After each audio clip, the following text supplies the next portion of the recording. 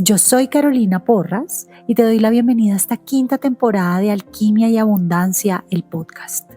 Aquí encontrarás reflexiones, meditaciones, preguntas poderosas y momentos honestos que nos devuelven al corazón.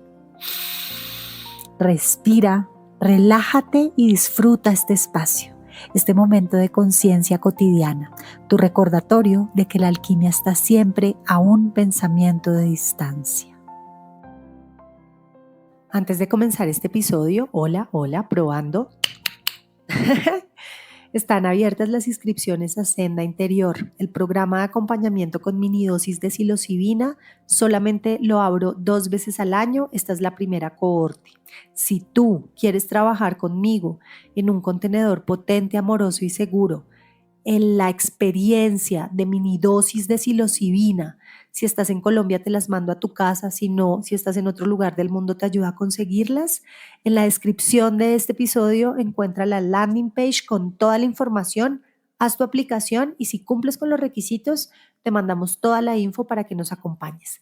El 23 de mayo de 2026 cerramos inscripciones. Ahora sí, disfruta de este episodio. Amores de mi corazón, volví. Bienvenidos a este episodio número 89 después de unas largas vacaciones.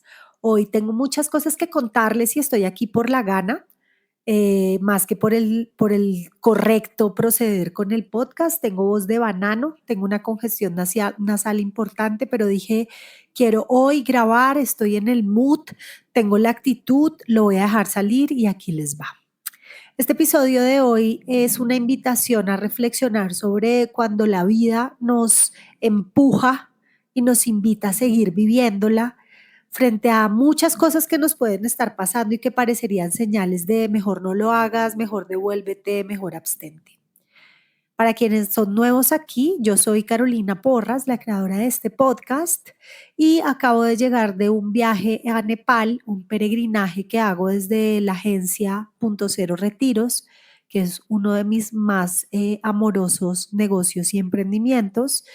Y vengo con la mochila llena de experiencias y de anécdotas.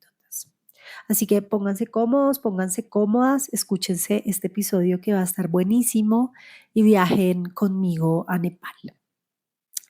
¿Por dónde comenzar? Pues por el comienzo. Voy a hacer un podcast cronológico y ahí le voy metiendo las reflexiones que me fueron llegando, los 20 que me fueron cayendo, como dicen mis amigos mexicanos, porque sí me cayeron muchísimos 20 en este viaje. Yo me iba para el Mar Dijimal y para este viaje, este peregrinaje tenía un formato. La idea era estar en Katmandú, que es la capital de Nepal, luego hacer un trekking en la montaña, hacer el Mar Dijimal Base Camp y luego hacer unos días de monasterio budista con prácticas dentro del monasterio, no solamente budistas, sino de yoga y otro tipo de prácticas, y también pues acompañar en este monasterio que era un orfanato y volver a mi casa. Nos íbamos con un grupo de 16 personas, más Laura, mi socia y yo, y todo previamente parecía estar muy bien ordenado. Era un grupo en su mayoría de personas conocidas, era un viaje fluido. Yo iba con Julio, mi esposo, que esto es importante para que sepan lo que fue el cóctel de prepartida de este viaje y estábamos casi que listos. Una semana antes del viaje, mi mamá tuvo un accidente, se fracturó la rodilla y mi mamá era la persona que nos iba a cuidar a nuestros hijos con mi papá. Eso ya estaba hablado desde el año pasado, incluso antes de tomar la decisión de que Julio viajara conmigo, o sea, antes de decir nos vamos juntos, pues lo que hablamos fue, hablemos con mi mamá a ver si ella puede cuidar a los niños y cuando nos dijo que sí, con mi padre, pues fue un go. Advertencia o spoiler mejor, mi mamá ya está bien, ya camina, está súper. Cierro el spoiler. Mi mamá se rompe el pie, la pierna, la rodilla y todo fue muy raro porque yo empecé a sentir y a preguntarme si era que la vida me estaba dando señales de no hacer este viaje, si era que todo estaba poniéndose de tal forma que me estaba invitando a mejor quedarme en casa. Cancelar el viaje, pues para mí era imposible, era un viaje finalmente de trabajo con un grupo esperándome y con toda una logística. Cancelar el viaje para julio, pues también implicaba una pérdida de dinero y yo quiero decirles aquí que para mí, a mí me hacía mucha ilusión que él viviera este viaje que finalmente terminó convirtiendo en un regalo para su vida y fue un poco lo que mi intuición me decía que no podía pasar.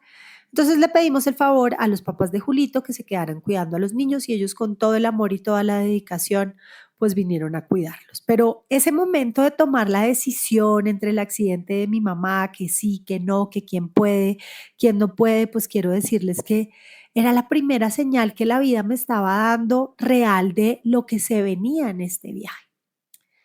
Finalmente nos vamos, yo me monto al avión con una congestión nasal muy importante, parecida a la que tengo ahora. Me parece muy simbólico estar cerrando este viaje con este podcast y con esta congestión que tengo. Y así me voy a Nepal. Y le pido a Punto Cero que sea mi bálsamo, que sea mi contenedor, que sea ese espacio-tiempo donde yo pueda asimilar toda la situación de mi madre, de mis hijos, nos íbamos un mes, les estábamos cambiando las reglas de juego, bueno, todo lo que se podía estar moviendo. En efecto, abrimos el retiro y quiero decirles aquí que viajar en grupo es muy lindo porque es como tener pies extras, es como tener personas que te motivan, que te sostienen a cada paso, que te llevan a comprender que hay algo más que el yo y es la comunidad y que hay que confiar y hay que entregarse a ese proceso. Así que abrimos el retiro y el retiro me sostuvo. Yo recuerdo la primera noche en la que nos reunimos para abrir el círculo y yo lloraba, les decía, no sé cómo es que estoy aquí, porque hay un hilo muy invisible que me está sosteniendo y es la fe que tengo en la humanidad y en poder hacer estos retiros, pero si lo miro objetivamente, yo debería estar en Colombia con mi madre y con mis hijos. Es así como empiezan a avanzar los días del retiro. Este es un llamado bellísimo porque implica estarse moviendo todo el tiempo por el territorio. Tenemos un día de turismo en Katmandú, que aquí quiero hacer un poquito de zoom, porque ese turismo que hacemos por Katmandú es un turismo delicadamente curado. Visitamos no todos los templos, sino algunos, y visitamos uno que es el Pashupati Temple, que es uno de los crematorios a cielo abierto más grandes del mundo. Y ya quizá me lo han escuchado cuando hablo de Varanasi, yo ya había grabado otro episodio sobre Nepal, es viejito pero muy vigente. A mí estas invitaciones a ver el cuerpo arder y a ver lo insignificantes que somos cuando nos morimos y a abrirle paso a la muerte como parte del ciclo de la vida, me parecen momentos muy importantes durante los viajes, como abrirme a la posibilidad de que eso realmente es, me invita mucho a la reflexión. Entonces estuvimos en Katmandú y luego ya nos tomábamos un vuelo y nos íbamos a la montaña. Todo esto contándoles que desde el momento uno del viaje, mi sensación constante y la de Laura era que había un hilo más grande entre el grupo que movía las dinámicas del grupo. Y esto más adelante va a tener fuerza en lo que les voy a contar. La montaña que íbamos a hacer se llama el Mar Dijimal. Esta la vamos a repetir el año 2027, así que si tú quieres ir con nosotros a Nepal, escríbeme aquí en los comentarios y yo te mando toda la información. Y esta montaña es una montaña que se hace, es un trekking en la región de la Annapurna, es una montaña que su base camp tiene 4.500 metros de altura, creo que el punto más alto de la montaña es como 5.400 o algo así, y es un trekking, entre comillas, para principiantes en los Himalayas. Reciban este comillas para principiantes en los Himalayas porque sí tiene un grado de exigencia física, hace dormidas en alturas por encima de los 3000 metros, entonces sí requiere una preparación. Éramos un grupo de 16 personas, ninguno con amplia experiencia en montañismo, pocos habían hecho algunos trekkings, pero muchos con la gana y con la voluntad y la disposición de hacer el trabajo que había que hacer. Así que nos subimos a la montaña y ahí, diría mi madre, comienza Cristo a padecer. Bueno, no, no tan así, pero pasaron cosas bastante interesantes. A medida que el grupo, y esto nos pasa con Nepal, nos ha pasado en India, nos ha pasado en Bali, a medida que el grupo empieza a relacionarse, se empieza a sentir más chico, se empieza a sentir más cómodo, como que el yo individual se empieza a fundir más hacia el yo colectivo. Y ese es uno de los regalos de caminar en comunidad. Cuando empiezas a caminar en tribu, te das cuenta de lo rico que es ir en grupo. Viajar en grupo es un privilegio. Les recomiendo no perderse en su vida viajar en grupo. Y eso empieza a marcarle un ritmo al grupo, empieza a ordenar el acordeón, es decir, la manera en la que caminamos, que los de adelante no vayan tan rápido, que los de atrás pues aprieten un poquito el paso, que encontremos el punto medio entre todo el grupo, los que caminan más lento, los que caminan más rápido, los que van apenas conociendo su cuerpo en la montaña. Es súper encantador este proceso. Pero además, pues vas ganando altura. Entonces tú empiezas a caminar más o menos a 2000 metros sobre el nivel del mar, pero rápidamente la primera noche ya estás a 2800, la segunda noche estás a 3200 y así vas subiendo. Y eso pues se convierte en un factor importante en la montaña. No sé si ustedes se acuerdan, pero nosotras con Laura unos meses antes habíamos hecho un curso de rescate en terrenos agrestes, como un curso de primeros auxilios. En esta expedición agradecimos a la vida por haber escuchado este llamado a hacer este curso, porque gracias a Dios no tuvimos nada realmente grave o un incidente que lamentar, pero sí fue de gran ayuda tener todos los conocimientos y toda la lectura que ya traíamos de haber hecho esta formación y de nuestra experiencia anterior. Tuvimos dos episodios de síntomas de mal de altura. En ambos casos tomamos medidas a tiempo, pero fueron experiencias que en lo personal pues me llevaron a cuestionarme mucho sobre el respeto por la montaña, el respeto por el cuerpo, la atención que debemos tener a los síntomas que nuestro cuerpo nos da. Y aquí vino un segundo gran aprendizaje para mí. Creo que por mi entrenamiento a ser sobreviviente y por mi sentido de hiperresponsabilidad y porque a veces soy mucho más hábil bypaseando la vida que atravesándola, yo tengo una tendencia a decir que todo el mundo puede, que esto es fácil, que se puede hacer, que le echen ganas.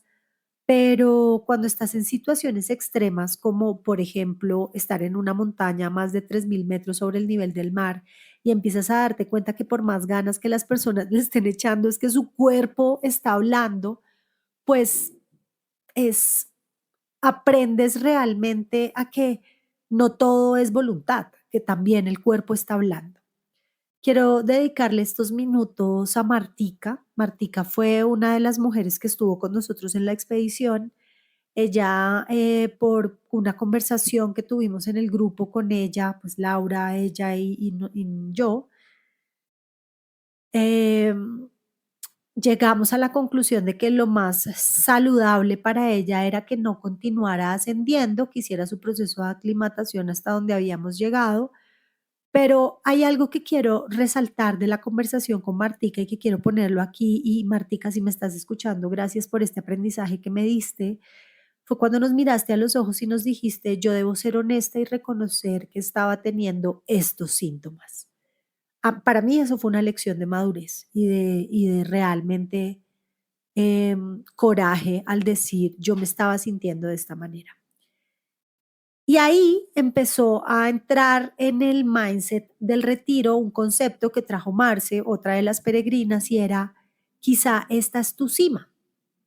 Todas las personas tenemos distintas cimas y hay que amistarnos con eso. No se trata de llegar al punto más alto, no se trata de llegar a lo más lejos, no se trata de llegar a lo más difícil.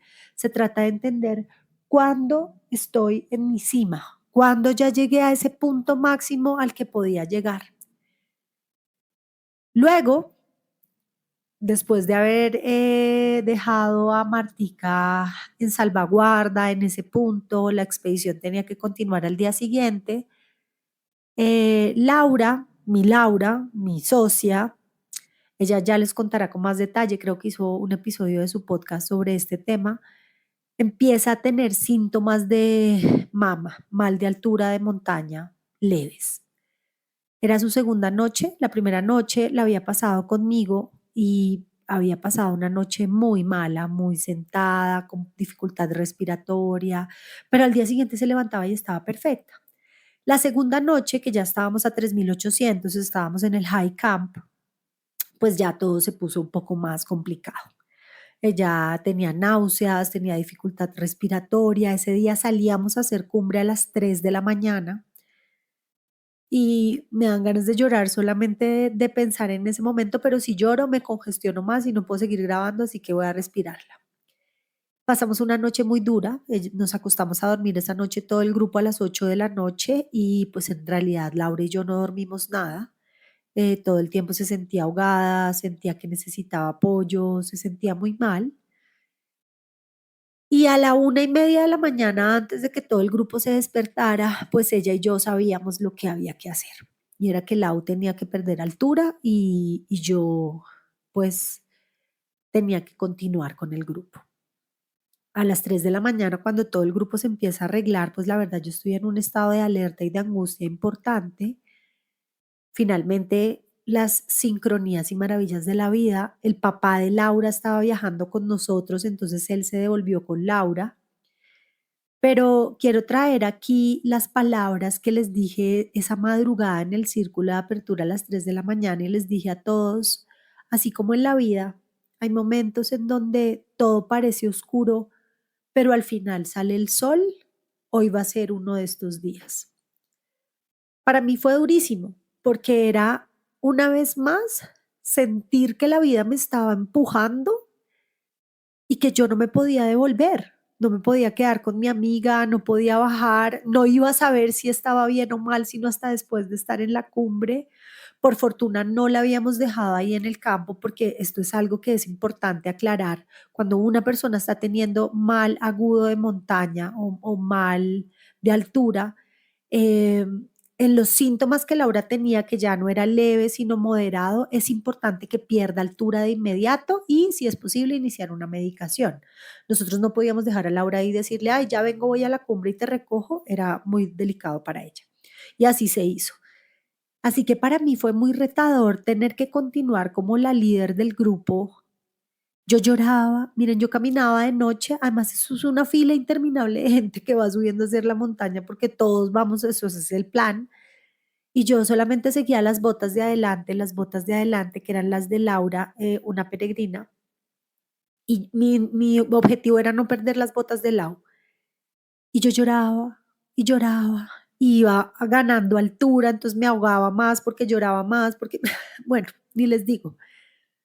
Y de repente empieza a abrir el día, o sea, esto desde las 3 de la mañana uno empieza a caminar, fueron 2 horas y media, 2 horas llorando, y empieza a abrir el día y a mí me cae el siguiente 20 que tengo aquí escrito y que quiero parafrasear y es,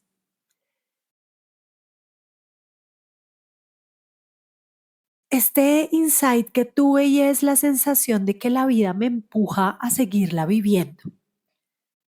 Lo que pasó con mi mamá en términos reales fue lo mismo que había pasado con Laura en esta expedición y lo mismo que había pasado con mis hijos. Es como si la vida me dijera, necesito que me sigas viviendo. necesito que vivas estas experiencias. Necesito que continúes adelante con tu corazón. Necesito que aprendas que aunque te puede doler mucho lo que le pasa al otro, tus aprendizajes son tus propios aprendizajes. Esto suena divino en un podcast, pero cuando lo estamos viviendo y quizá tú lo estás viviendo, pues es una cosa muy dolorosa. Llegamos a la cumbre con muchas más aventuras que contar. Fue bellísimo, nos tomamos unas fotos divinas, seguramente ya las han visto en mi Instagram. Fue una experiencia muy transformadora. Yo ya mi tristeza se había convertido en resignación y se había convertido también en gratificación porque me sentía muy feliz de haber llegado. Ofrecía ese punto a Laura, a mi madre, a todas las personas que se habían quedado en Colombia sosteniéndome, a los suegros, a los hijos, a los amigos, a todos, y teníamos que bajar. Ya cuando empezamos a bajar, supimos que Laura había llegado al campamento más bajo, que Martica estaba bien, y era ahora el ejercicio de descaminar los pasos en la montaña con muchas más experiencias. Tuvimos sanguijuelas, mejor dicho, esto fue muy chistoso, muy intenso, el último tramo. Compartimos mucho como grupo, compartimos tardes, juegos, risas. Es que la montaña es un experimento precioso. Y luego teníamos que ir al monasterio. Nos quedábamos unos días en Pocara, que es un pueblito divino, así tipo Villa de Leyva, guardadas sus proporciones, por supuesto. Todo el mundo hizo el shopping de su vida porque es que ahí se compra de todo. Y luego nos fuimos para el monasterio.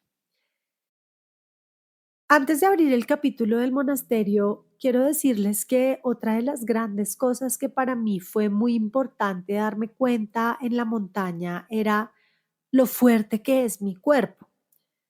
Con el paso de los años, yo empezaba a subestimar mi fuerza, empezaba a subestimar mi resistencia. Debo confesar que en el último año mi actividad física no ha sido la más juiciosa. Entonces he empezado, y además es la sobreinformación de cuando cumples 40 debes trabajar peso, debes hacer pesas, debes ganar masa muscular, debes. Pues para mí eso ha sido un gran tema. Así que yo iba un poco expectante de cómo mi cuerpo cómo iba a reaccionar. Y pues quiero decirles que, que la verdad fue una máquina perfecta, que se portó súper bien y que fue una cosecha muy linda de la fortaleza de mi cuerpo. Y esto se los cuento también para que agradezcan por el cuerpo que tienen, como que a mí se me volvió paisaje, mi cuerpo fuerte, mi cuerpo resiliente, todo lo que he estudiado de respiración este año me sirvió muchísimo, todas mis técnicas de respiración, mi certificación eh, en respiración funcional, mejor dicho, me ayudó muchísimo. Ahora sí, volvamos al viaje. Entonces nos fuimos para un monasterio. El monasterio queda al sur de Katmandú, es un clásico monasterio budista, así como en las películas, montado en una montañita arriba, súper lindo, con un templo súper lindo. Y ahí la idea era vivir 4 días de retiro en donde los asistentes tuvieran prácticas de yoga, tuvieran hora de dharma con un monje local que nos hablara sobre, en este caso, las 4 nobles verdades del budismo y compartíamos con las personas del monasterio. Este monasterio además era un orfanato que recibía niños y pues los alimentaba y los tenía ahí en unas condiciones que a los ojos de Occidente pueden ser precarias, pero a los ojos de Oriente, pues son las mejores condiciones en las que esos niños podrían estar y ya les doy más detalles de esto. Y eran unos días de introspección. ¿Qué pasó?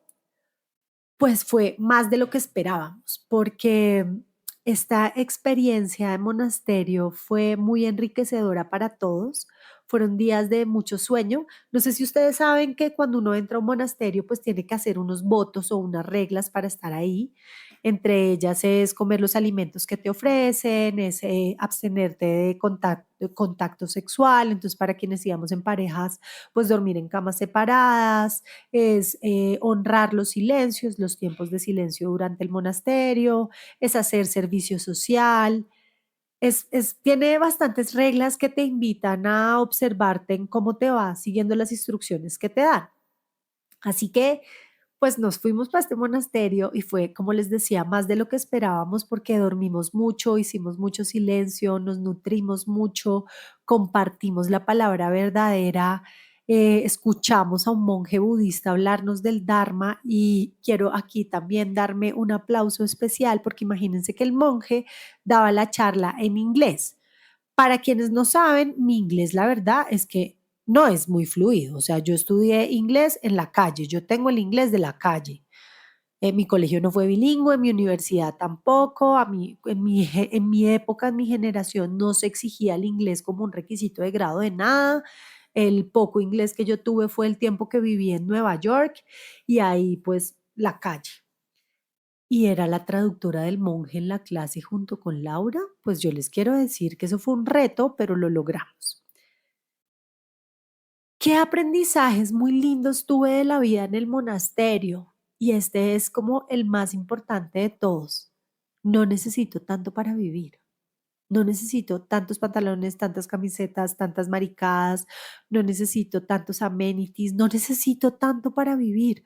Puedo ir con menos, puedo ir más ligera, puedo ir más liviana. La vida me invita a ir con menos cosas y eso para mí fue un regalo. Vivirlo con Julio fue una experiencia muy, muy transformadora. Nos llenó de, pues de mucho amor y también me mostró que es importante soltar cualquier expectativa de lo que debería ser. Y aquí voy a hablar un poco del tema de los niños o los mini monjes. A medida que pasaban las horas y los días en el monasterio, nuestra mirada pasó de la ternura y el asombro a el análisis y posiblemente, hablo por mí, el juicio del estado en el que esos niños estaban ahí. En una de las tardes de servicio, porque todos los días de 4:30 a 6 de la tarde hacíamos SEBA o servicio, arreglamos muebles, arreglamos bibliotecas, limpiamos, hicimos de todo. Pues tuvimos atención médica con los niños y nos dimos cuenta que sus condiciones de salud pues no eran las más óptimas, sobre todo sus condiciones de higiene. Y ahí entra un poco la mente juzgadora a decir, pero ¿por qué? ¿Por qué están así? ¿Pero qué les pasa? Y me sirvió mucho amistarme con it is what it is, es lo que es. Esos niños están ahí por condiciones especiales de su vida, porque sus padres no tienen para sostenerlos, algunos ni siquiera tendrán padres. Y en ese monasterio les dan las herramientas que ellos dentro de sus recursos tienen para sostenerlos y acompañarlos. Ya está. Si no voy a aportar, no puedo juzgar. Entonces tuve que soltar la forma, cualquier percepción de lo que debería ser, de cómo debería ser, de todos mis ideales de lo que debería ser un orfanato. Obviamente me vine con muchas ideas para el año entrante, para pintarles el cuarto, para acomodarles los colchones. Bueno, quienes vayan en el 2027, tenemos mucho trabajo ahí en los días que estemos en el monasterio, pero lo que sí es importante decir ahora es cuando me quito los lentes del juicio y cuando simplemente veo la vida como lo que es y permito que la vida me muestre lo que me quiera mostrar, es sumamente enriquecedor impregnarme del entorno y recupero mi capacidad de asombro. Pero cuando estoy en el juicio, cuando estoy viendo con los lentes de cómo yo creo que debería ser, cómo yo creo que esta persona debería comportarse, cómo yo espero que sea este momento, pues me estoy perdiendo las posibilidades del asombro. Esto para mí fue un insight súper importante, me dejó muchas enseñanzas. El tiempo del monasterio, me quedé con ganas de más. Nos cuestionamos mucho si en otra vida viviríamos en un monasterio. Laura decía que sí, yo decía que no, pero la verdad es que ese tiempo de estar ahí en silencio y en ese no tiempo y en esa calma fue muy nutritivo. En el entretanto, la vida una vez más mostrándome pues que todo el tiempo está siendo vivida en otros planos y en otros hemisferios.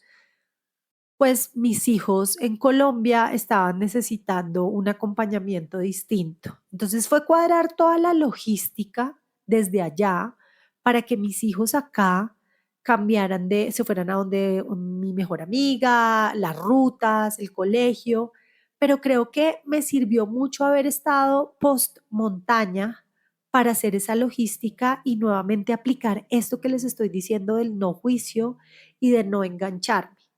Fue un momento que me movió bastante, pues porque nadie quiere que al otro lado del mundo los hijos de uno estén necesitando algo y uno no pueda correr a dárselos, pero fue para mí un gran aprendizaje de mente fría, resuelve, resolutiva y continúa. ¿Cómo vuelvo? Vuelvo con el corazón contento y expandido, vuelvo sintiendo y agradeciendo mi madurez. Vuelvo ligera, vuelvo enamorada, más enamorada. Yo creo que cada vez que yo me bajo una montaña, me enamoro más de la montaña. Vuelvo llena de amigos y amigas maravillosas que conocí en este viaje y personas que digo como, wow, te quiero en mi vida forever and ever.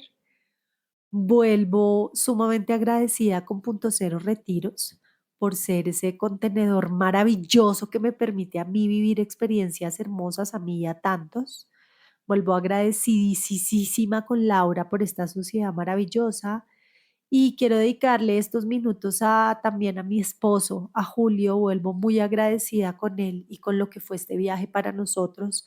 Nosotros no somos una pareja melosa, no somos una pareja que estemos pregonando nuestro amor en la cotidianidad. Somos una pareja madura, somos una pareja que se sabe y está segura del otro. Y este viaje fue muy lindo porque fue vivirlo como compañeros de viaje, pero también encontrarnos en el romance y en el amor, pero seguir viviéndonos como compañeros de viaje. Agradezco profundamente haber vivido este viaje con él porque nos dio como pareja mucho asombro y mucha aventura. Mostrarle Nepal desde mis ojos y que sus ojos pudieran sacar sus propias conclusiones fue encantador. Julito finalmente se quedó en Nepal haciendo su expedición de moto, de eso les hablaré después, pero fue muy, muy lindo este tiempo con él. Y vuelvo llena de muchas ganas, de muchas motivaciones, de muchas formas, de muchas ganas de la vida. Así que eso quería dejarles en este episodio de Volver. Sé que les debía contarles esta historia. Aquí les cuento el llamado del Dharma. También aprovecho para hacerles la cuñita y decirles que ya abrimos las inscripciones para el llamado del Dharma, un peregrinaje por Nepal 2027. Así que si ustedes quieren tener información de primera mano, solamente escríbanme por los comentarios y se los mando. Y nos vemos en el siguiente episodio.